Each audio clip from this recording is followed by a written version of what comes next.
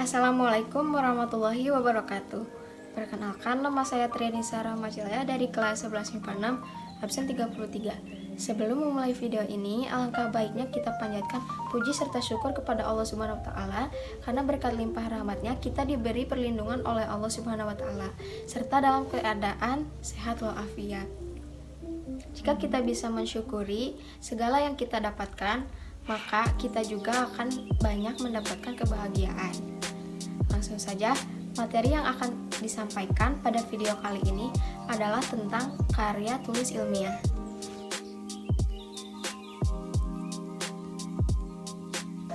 Apa yang dimaksud dengan karya ilmiah?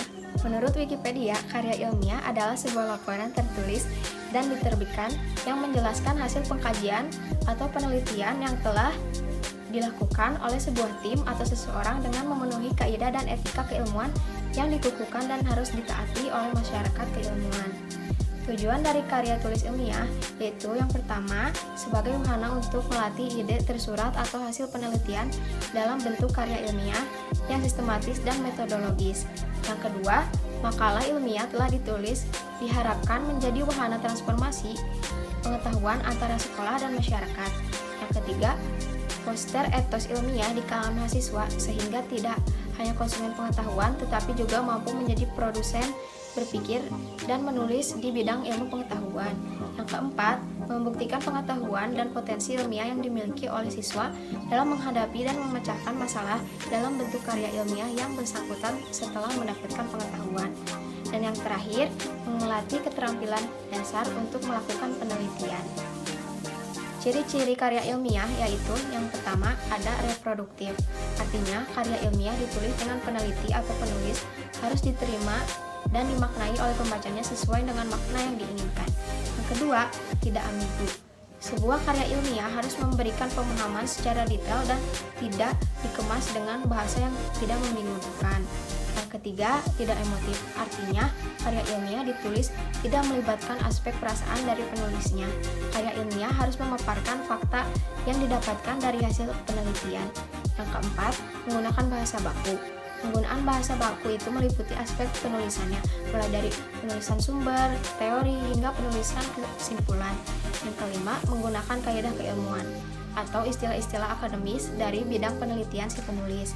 Yang keenam, bersifat dekoratif. Artinya, penulisan karya ilmiah harus menggunakan istilah dan kata yang memiliki satu makna. Yang ketujuh, terdapat kohesi. Sebuah karya ilmiah, setiap bagian atau babnya harus memiliki alur logika yang bersambung. Yang kedelapan, bersifat objektif. Karya ilmiah harus menunjukkan fakta-fakta dan data-data dari hasil analisisnya. Dan yang kesembilan, menggunakan kalimat efektif. Tujuan penggunaan kalimat dalam karya ilmiah agar pembaca tidak dipusingkan dengan penggunaan kalimat yang berputar-putar. Jenis-jenis karya tulis ilmiah. Yang pertama, artikel.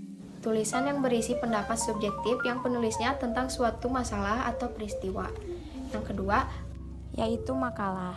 Karya ilmiah yang menyajikan sebuah masalah yang penyelesaiannya mengandalkan berbagai macam data yang akan dilapang. Yang ketiga, skripsi. Karya ilmiah yang dibuat oleh mahasiswa untuk mendapatkan gelar sarjana S1-nya. Memuat tulisan berisi pendapat penulis berdasarkan teori yang telah ada sebelumnya. Yang keempat, kertas kerja atau work paper. Dasarnya sama saja dengan makalah, namun dibuat dengan analisis yang lebih mendalam dan tajam, serta dipresentasikan pada seminar atau lokakarya yang biasanya dihadiri oleh para ilmuwan. Yang kelima, paper, sebutan khusus untuk makalah di kalangan mahasiswa dalam kaitannya dengan pembelajaran dan pendidikannya sebelum menyelesaikan jenjang studi diploma S1, S2, dan S3. Sistematika penulisannya pun sama dengan artikel dan makalah. Yang keenam, tesis. Karya tulis ilmiah mahasiswa untuk menyelesaikan program studi S2. Tesis mengungkapkan pengetahuan baru yang didapatkan dari penelitian yang dilakukan individu yang bersangkutan. Yang ketujuh, disertasi atau PhD tesis. Diperuntukkan bagi mahasiswa program S3 atau meraih gelar doktor yang mengemukakan analisis yang dapat dibuktikan oleh penulis berdasarkan dengan data dan fakta yang sahih atau valid dengan analisis yang terinci. Struktur karya ilmiah. Yang pertama, pendahuluan, berisikan dasar-dasar penelitian ilmiah dilakukan. masalah yang diangkat dan mekanisme penyelesaian masalah itu.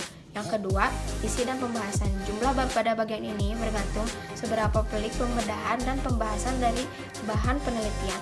Dan yang ketiga, kesimpulan. Berisikan kesimpulan dari hasil analisis pada bagian isi dan pembahasan.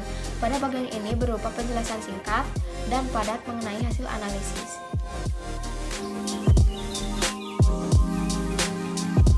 Kesimpulannya, karya tulis ilmiah adalah laporan tertulis yang berisi hasil sebuah kegiatan ilmiah yang dilakukan peneliti. Tujuan karya tulis ilmiah adalah menginformasikan pada pembaca terkait suatu masalah beserta jawabannya. Karya tulis ilmiah juga digunakan untuk membuktikan kebenaran suatu fakta. Karya ilmiah harus menunjukkan fakta-fakta dan hasil-hasil analisisnya. Tujuan penggunaan kalimat dalam karya ilmiah agar pembacanya tidak dipusingkan dengan penggunaan kalimat yang berputar-putar. Ciri-ciri karya ilmiah yaitu berproduktif, tidak ambigu, tidak emotif, menggunakan bahasa baku, menggunakan kaidah keilmuan, bersifat dekoratif, terdapat kohesi, bersifat objektif, dan yang terakhir menggunakan kalimat efektif. Jenis-jenis karya tulis ilmiah adalah artikel, makalah, skripsi, work paper, dan lain-lain. Struktur dari karya ilmiah adalah pendahuluan, isi dan pembahasan, dan juga kesimpulan. Cukup sekian yang bisa saya sampaikan mengenai karya tulis ilmiah. Semoga dapat bermanfaat bagi penonton dan dapat memahami apa yang saya sampaikan, dan disarankan untuk lebih memperdalam pengetahuan tentang karya tulis ilmiah dengan mencari dari sumber-sumber lain. Mohon maaf bila ada kesalahan baik dalam perkataan maupun juga penyampaian.